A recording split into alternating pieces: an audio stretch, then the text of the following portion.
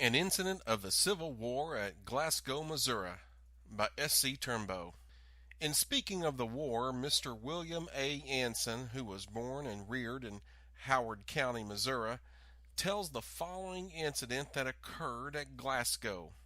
He said that while General Price was making his raid through Missouri on October 1864, there were 600 or 700 Union troops fortified on the east side of town, and while being attacked by the Confederate forces under General John B. Clark, the Southern troops tore down the fencing and paling in the town in their preparations for the assault of the Federal works.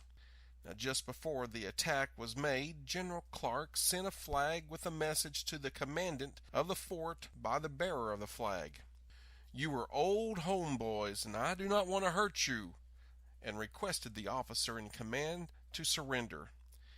He refused at the start, but after a little fight the garrison gave up, but not before the Federals had lost 8 or 10 men killed and wounded.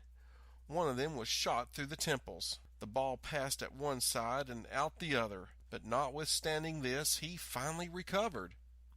Now, on the following Monday, after the fight occurred, the Confederates burned a government boat loaded with supplies of clothing and provisions for the Union troops. But before it was set on fire, the citizens and boys of the town and country were told to take what they wanted off the boat. Now, a number of the men and boys went on to the boat and took off all they could carry, such as the Federal uniforms and other things that were easily taken away. Now, some of the wiser heads remonstrated and begged the people not to carry off anything that belonged to the boat, not even to touch it, for it would cause serious trouble.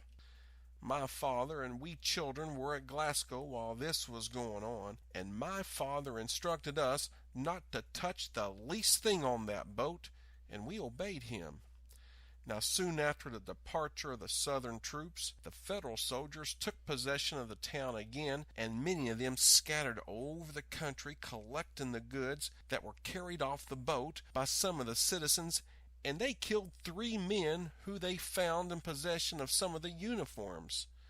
Now, one of the citizens who was killed was Arthur Brahman, who they met carrying some clothes back to Glasgow that he had carried away. They shot this man on the spot where they met him. The Confederate soldiers who were at Glasgow were well behaved.